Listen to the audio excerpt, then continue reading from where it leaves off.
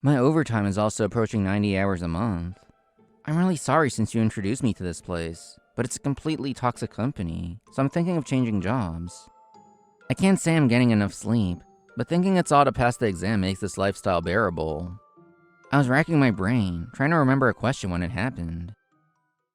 I'm home. Ugh, I'm exhausted. My name is Naoki Yabe, 26 years old.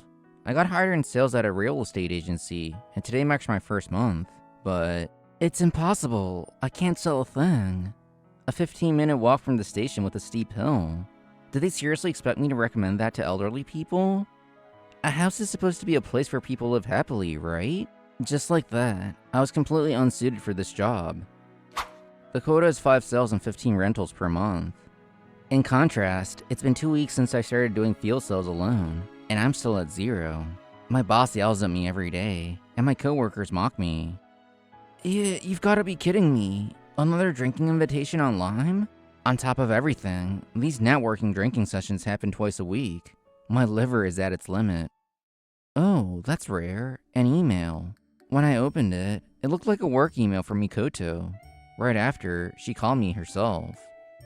Naoki, did you read that email just now? Sorry, I was trying to forward it to my personal phone. Yeah, I read it. That's amazing. A 500k performance bonus?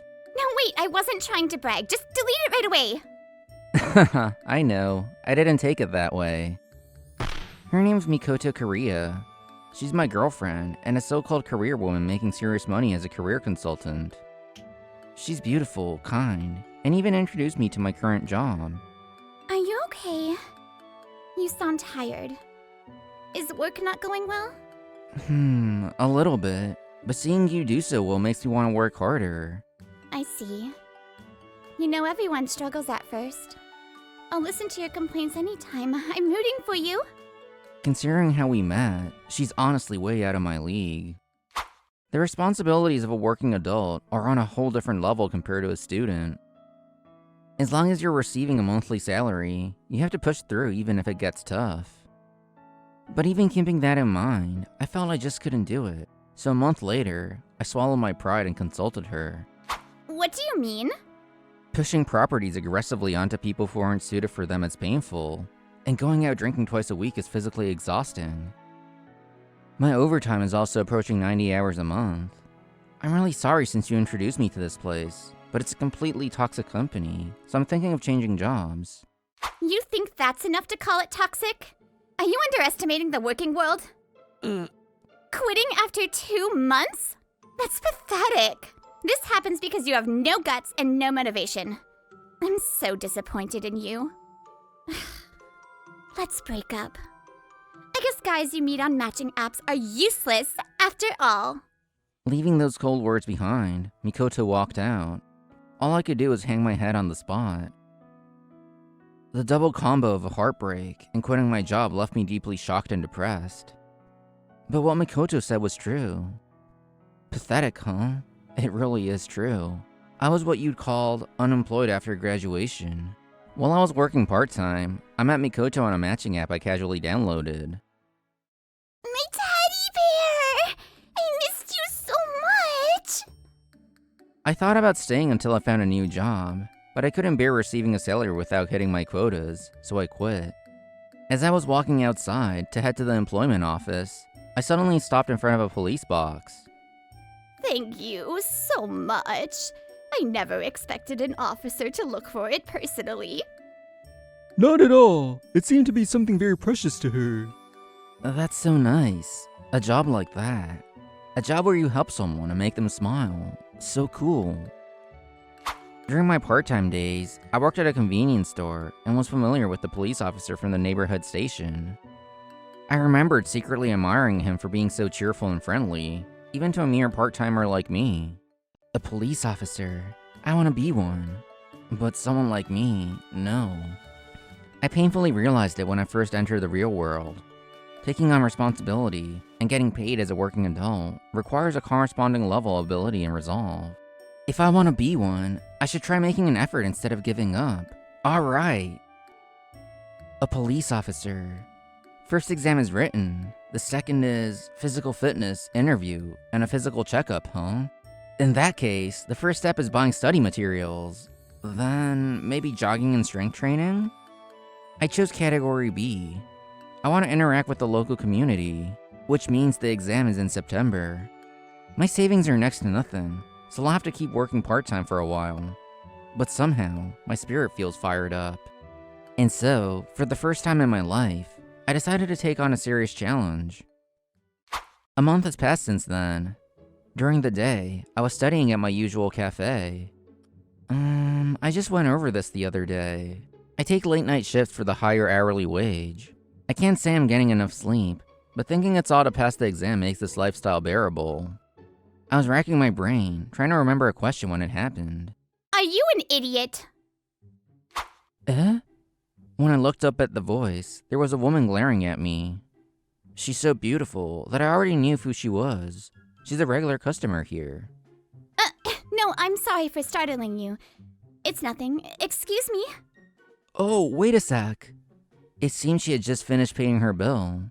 She hastily bowed and practically bolted out of the cafe. Did I do something wrong? I didn't know what was going on, but maybe I did something that rubbed her the wrong way.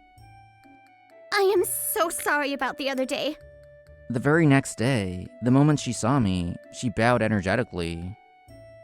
Please, don't worry about it. Honestly, compared to getting dumped by my ex, it was nothing. Huh? If I did something to offend you, I apologize. If it's too awkward, I can go to a different cafe starting tomorrow. No, you didn't do anything. You haven't done anything wrong at all. What happened yesterday was entirely my own problem. Pressing her further right now would be too soon. Deciding that, I muttered I see, and smoothly shifted the conversation to small talk. After that, we started chatting briefly whenever we saw each other. We quickly dropped the formalities too. Hi you, you're early again today. Mind if I sat next to you? Good morning. Of course not. Go ahead. Her name is Yu Toyokawa. She's 24 and works as a freelance illustrator. She was usually there from the morning, and I'd often share a table with her. And then, the frog was as big as a Shiba Inu, right at the school gates, going rah! No. There are no frogs that big. And that's not even the sound a frog makes. I'm not convinced. I swear it was there. Including her slightly childish side, she's bright, fun, and a wonderful woman who laughs a lot. Alright, I'm gonna go back to studying. Time for you to work too, you. Okay. While I was studying after our chat, Yu's phone rang. I nudged her to go ahead and pick it up, and she answered the call. Ma-kun, it's been a while. How are you feeling? Yeah? I'm so glad, really. I'm so happy. Congratulations. I could hear you loud and clear. Good news? Seeing her tear up with joy after hanging up, I couldn't help but ask. Yeah, my close cousin just got a new job. A new job? That's amazing news. Being in the exact same situation, I can completely understand her cousin's happiness. Thanks. You're next, Naoki. Around this time, I started realizing that chatting with you was the best part of my day. Over a month had passed since I first met you. The season changed, and it was already June. By the way, what kind of drawings do you make? Oh, I haven't shown you yet? Let's see. Here, like this. This is amazing. Inside the tablet she showed me, there was an unbelievably gentle world unfolding. Your vocabulary. Work on your vocabulary, future police officer. Does that even matter right now? I don't know how to describe it, but it gives you this really warm, gentle feeling. Really? Actually, a general store inside the station next door sells my postcards. Seriously? Got it. I'm definitely buying one. On my way home that day, true to my word, I was at the general store inside the neighboring station. Which one should I choose? I don't have much leeway financially, so buying both is a pretty big expense for me. But knowing they're used, I want them. After hesitating, I decided to buy just one. Alright, I'll collect the others one by one. And even when she becomes a more popular artist, I want to keep buying them. Feeling warm and fuzzy with a new goal, I stepped out of the store. Looking toward the ticket gates, I saw Mikoto walking intimately with a man. Fridays are my days off from my part-time job, but at some point, I started noticing Mikoto waiting for someone by the ticket gates. Mikoto is a wonderful woman. I guess she'd find a boyfriend in no time. The words I muttered felt strangely hollow. I can't believe you actually bought it. When I reported buying her postcard the next day, Yu's face lit up with a radiant smile of joy. Her excitement seemed to carry on even after we left the cafe, and she kept buzzing with happiness. Of course I'd buy it. They really are beautiful. You're definitely gonna sell more, Yu. I'll have to hurry up and become a police officer so I can afford to buy a bunch of them. By the way, my part-time shift was unexpectedly canceled today. That's why we're walking home together. For me, trying to pack my schedule with shifts, this time was a brief moment of freedom. The strange emptiness I felt yesterday was completely painted over by the satisfaction of buying her postcard and the joy of seeing her smile. Yeah, just when I had completely forgotten about what happened yesterday. Huh? Coming into my view was Mikoto, walking with a cute smile on her face. No, that wasn't the issue. Is something wrong? No. The issue was that she was linking arms with a clearly different man from the one she was with yesterday. What's going on? Does that mean the guy yesterday wasn't her boyfriend? Hey, Naoki? I have something I need to tell you. Her tone was clearly different from her usual cheerful self. When I glanced at her, I saw an intensely serious gaze. Does it have something to do with the idiot comment from when we first talked? Yeah, but... if I tell you this, Naoki, you'll probably get really hurt. Is that why you kept quiet? You gave a small nod. I had a bad feeling, but it's okay. If it's a shock that feels like the end of the world, I've already experienced that recently. When I quit my job and got dumped. So please tell me. I'm sure I'll regret it more if I don't hear it. Ever since entering the real world, I learned the hard way that there is nothing more embarrassing than ignorance. To listen to her story, we decided to drop by a family restaurant. Mikoto. 1 week later, on a Friday, I called out to Mikoto in front of the ticket gates. Oh, it's been a while. Sorry to interrupt while you're waiting. I really need to talk to you about something. What? If it's a plea to get back together, I'm not accepting. I already have a new boyfriend. That's not it. The person we have business with is the one you're waiting for. Mikoto, do you know them? Right on cue, the guy she was waiting for showed up. Taking the opportunity, you showed him her smartphone screen. I apologize for being abrupt, but please, take a look at this without saying anything. What is this exactly? Even as he said that, the man read the text on the screen. As he read, his brow furrowed, and he began checking his own phone. Once you're done with that, could you take a look at this one too? Wait, what is this? Hey, this guy is actually my ex. He's acting creepy. Let's just go. Ex-boyfriend? I see. To you, a boyfriend is just an easy target you can reel in with the exact same script, huh? After reading through my phone as well, the man glared at Mikoto with cold eyes. Smart as she is, Mikoto probably grasped the situation instantly. She quickly let go of his hand and tried to leave, but this time, I grabbed her arm to stop her. I was surprised too. I never thought I'd see a message lining up the exact same words I was told. Yes, this is exactly what you confessed to me at the family restaurant the other day. Yu's cousin received the exact same message, and I was shown the identical screen. It's fine. It's a really good company. You're worried about real estate sales, right? But don't worry. Everyone says it's completely different once you join. When you're hesitating, you need someone to push you forward, right? I want to be that person for you. It's quite amusing to think your ex-boyfriend and current boyfriend were sent the exact same message. What's your problem? I just gave that reply because I was consulted about dissatisfaction and anxiety regarding his current job. I'm a career consultant, after all. What's wrong with introducing a company I have a contract with? Introducing a company itself isn't weird, but using the exact same template is definitely suspicious. And what's more, my cousin, the victim, was told this. Being unable to push through is just weakness. If you want to be a fine salesman, work desperately until your body breaks. There is a limit to how hard someone can work. At the very least, you would never tell someone you love to work until their body breaks. That's too cruel. Because of you, Makun, my cousin worked until he ruined his health. And when he said he was quitting, you threw him away. By that time, his mind was shattered too. To the point where he couldn't even return to society. This is the reason she cried tears of joy when she heard about her cousin's new job. Her cousin had finally recovered enough to rejoin society. What you are doing is fraud, exploiting the system.